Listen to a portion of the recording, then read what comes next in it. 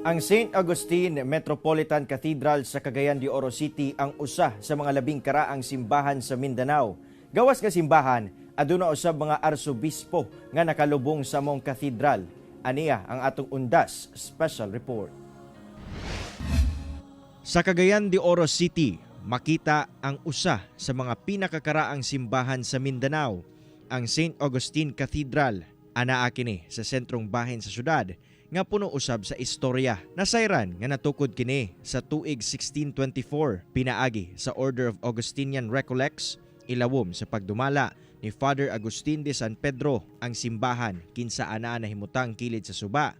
Sagad atakihon kaniadto sa mga pirata ingon man sa mga miyembro sa Manubo tribe niadtong 1649. Tuig 1778 ug 1831 nasunog ang simbahan, hinungdan nga gipangitaan og paagi nga matukod kini nga dili nagama sa light materials. Gawas sa mga deboto nga gaadto sa simbahan, aduna sab mga patay nga nagpahuway sa palibot niini. Kini sila si Archbishops James Thomas Hayes o mas naila sa tawag nga Archbishop Santiago Hayes, Patrick Cronin ug Jesus Tukib. Dining dapita sa likod nga bahin sa St. Augustine Metropolitan Cathedral dinhi sa Cagayan de Oro City, gipahimutang ang tulo ka mga patayng lawas sa mga arsobispo nga nagserbisyo dinhi sa simbahan. O gani ang pinakaulahing arsobispo nga nabutang dinhi si Archbishop Tukib kinsa bag-uhay lang mipanaw ni adtong tuig 2019. Si Archbishop Hayes ang labing unang arsobispo sa Cagayan de Oro nga nagserbisyo sukad 1951 hangtod 1970. Siya sab ang usa sa mga nagpatukod sa duha ka dagkong Catholic school sa syudad. Si Archbishop Patrick Cronin ang mihulip kang Hayes ug nagserbisyo sukad 1970 hangtod 1988. Ug ang ikatulong gilubong sa simbahan si Archbishop Tukib nga nag-alagad gikan 1988 hangtod 2006. Kay sa unang kuan, diha na mangyud gay kuan kay isip naaman diay lang cathedral. Cathedral naa gyud diha sila ginalubong.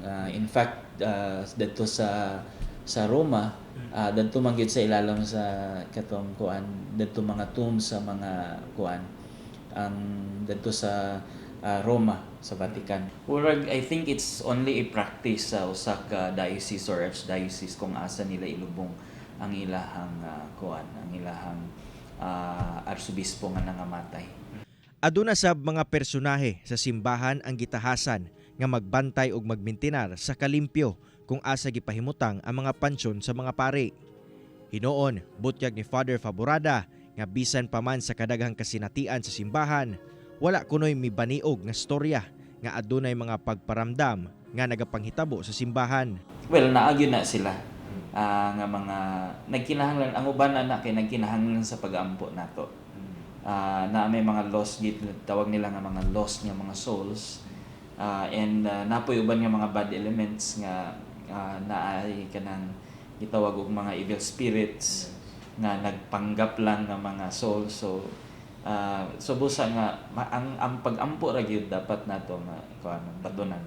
Mensahe sa simbahan karong adlaw sa mga minatay nga taliwala sa mga hagit sa atong kinabuhi og espirituhanong panghitabo. Dili gyud nato kalimtan nga mugahin og oras ngadto sa pag-ampo sa buhi man o sa patay. Kauban si Makoy Sempron sa kamera. Ako si Cyril Chavez para sa One Mindanao.